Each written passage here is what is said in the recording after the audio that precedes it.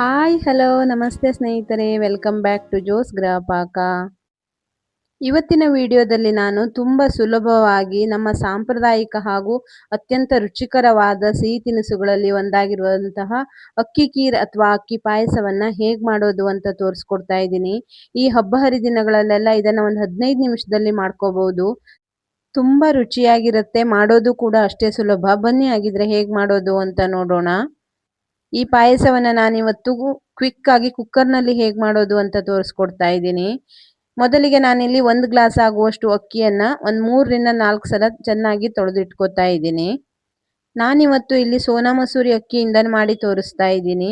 ನಿಮ್ಮ ಹತ್ರ ಜೀರಾ ರೈಸ್ ಅಥವಾ ಬಾಸುಮತಿ ರೈಸ್ ಇದ್ದರೆ ಅದರಲ್ಲಿ ಕೂಡ ನೀವು ಮಾಡ್ಕೋಬಹುದು. ಒಲೆ ಮೇಲೆ ಒಂದು ಕುಕ್ಕರನ್ನು ಇಟ್ಕೊಂಡು ಅದಕ್ಕೆ ಒಂದು 2 ಚಮಚ ತುಪ್ಪವನ್ನು ಹಾಕ್ಕೊಂಡಿದ್ದೀನಿ. ತುಪ್ಪ ಚೆನ್ನಾಗಿ ಬಿಸಿ ಆದಮೇಲೆ ತೊಳೆದಿಟ್ಕೊಂಡಿರುವಂತಹ ಅಕ್ಕಿಯನ್ನು ಹಾಕಿ ಮೀಡಿಯಂ ಉರಿಯಲ್ಲಿ ಇಟ್ಕೊಂಡು 4 ರಿಂದ 5 ನಿಮಿಷಗಳ ಕಾಲ ಇದನ್ನು ಹುರ್ಕೋತಾ ಇದ್ದೀನಿ.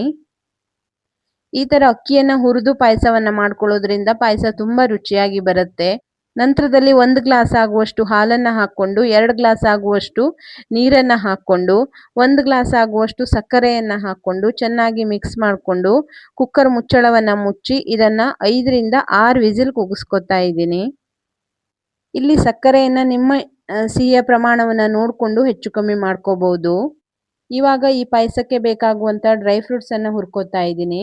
ಒಲೆ ಮೇಲೆ ಒಂದು ಸಣ್ಣ ಪ್ಯಾನನ್ನು ಇಟ್ಕೊಂಡು ಅದಕ್ಕೆ ಒಂದು 3 ರಿಂದ 4 ಚಮಚ ಆಗುವಷ್ಟು ತುಪ್ಪವನ್ನು ಹಾಕ್ಕೊಂಡು ತುಪ್ಪ ಚೆನ್ನಾಗಿ ಬಿಸಿ ಆದಮೇಲೆ ಗೋಡಂಬಿ ಮತ್ತು ಬಾದಾಮಿಯನ್ನು ಹಾಕಿ ಚೆನ್ನಾಗಿ ಗೋಲ್ಡನ್ ಬ್ರೌನ್ ಆಗೋವರೆಗೂ ಫ್ರೈ ಮಾಡಿಕೊಂಡು ನಂತರ ಇದಕ್ಕೆ ಸ್ವಲ್ಪ ದ್ರಾಕ್ಷಿ ಹಣ್ಣನ್ನು ಹಾಕ್ಕೊಂಡು ಅದನ್ನು ಕೂಡ ಚೆನ್ನಾಗಿ ಫ್ರೈ ಮಾಡಿಕೊಂಡು ಎತ್ತಿಟ್ಕೊತಾ ಇದ್ದೀನಿ.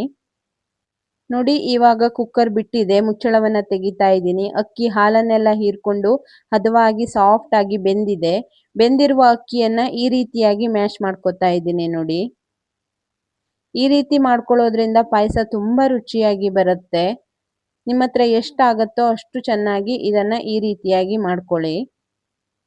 ನೋಡಿ, ಇಷ್ಟಾದಮೇಲೆ ಇವಾಗ ನಾನು ಇದಕ್ಕೆ ಇನ್ನೊಂದು ಗ್ಲಾಸ್ ಆಗುವಷ್ಟು ಹಾಲನ್ನು ಹಾಕ್ಕೊಂಡು ಚೆನ್ನಾಗಿ ಮಿಕ್ಸ್ ಮಾಡಿಕೊಂಡು ಒಂದು ಅರ್ಧ ಚಮಚ ಆಗುವಷ್ಟು ಏಲಕ್ಕಿ ಪುಡಿಯನ್ನು ಹಾಕೋತಾ ಇದ್ದೀನಿ. ಹಾಗೆಯೇ ಒಂದು 1/4 ಚಮಚ ಆಗುವಷ್ಟು ಕೇಸರಿ ದಳಗಳನ್ನು ಹಾಕ್ಕೊಂಡು ಚೆನ್ನಾಗಿ ಮಿಕ್ಸ್ ಮಾಡಿಕೊಂಡು ಇದನ್ನು ಒಂದು 3 ರಿಂದ 4 ನಿಮಿಷಗಳ ಕಾಲ ಚೆನ್ನಾಗಿ ಕುದಿಸ್ಕೊತಾ ಇದ್ದೀನಿ. ನೋಡಿ, ಕೇಸರಿ ದಳಗಳು ಸ್ವಲ್ಪ ಕಲರನ್ನೆಲ್ಲ ಬಿಟ್ಕೊಂಡಿದೆ, ಎಷ್ಟು ಚೆನ್ನಾಗಿ ಕಾಣಿಸ್ತಾ ಇದೆ ಅಂತ. ಇವಾಗ ಈ ಮೊದಲೇ ಹುರಿದು ತೆಗೆದಿಟ್ಕೊಂಡಿರುವಂತಹ ಡ್ರೈ ಫ್ರೂಟ್ಸ್ಗಳನ್ನೆಲ್ಲ ಹಾಕಿ ಚೆನ್ನಾಗಿ ಮಿಕ್ಸ್ ಮಾಡಿಕೊಂಡ್ರೆ ರುಚಿಯಾದಂತಹ ಕ್ವಿಕ್ ಆಗಿ ಮಾಡಬಹುದಾದಂತಹ ಅಕ್ಕಿ ಕೀರ್ ಅಥವಾ ಅಕ್ಕಿ ಪಾಯಸ ರೆಡಿಯಾಗಿದೆ. ಈ ಅಕ್ಕಿ ಪಾಯಸವನ್ನು ಹಬ್ಬ ಹರಿದಿನಗಳಲ್ಲಿ, ವಿಶೇಷ ಪೂಜೆಗಳಲ್ಲಿ, ದೇವರ ನೈವೇದ್ಯಕ್ಕೆ ಮಾಡೋಕ್ಕೆ ತುಂಬ ಸುಲಭವಾಗಿ ಬಹಳ ಬೇಗ ಇದನ್ನು ಮಾಡ್ಕೋಬಹುದು. ಅಥವಾ ಮನೆಯಲ್ಲಿ ಬೇರೆ ಯಾವುದಾದ್ರೂ ಸಂದರ್ಭಗಳಲ್ಲಿಯೂ ಕೂಡ ಇದನ್ನು ಮಾಡ್ಕೋಬಹುದು. ಇದನ್ನು ಬಿಸಿ ಬಿಸಿಯಾಗಿ ಸವಿದ್ರೂ ರುಚಿಯಾಗಿರುತ್ತೆ, ತಣ್ಣಗೆ ಸವಿದ್ರೂ ರುಚಿಯಾಗಿರುತ್ತೆ.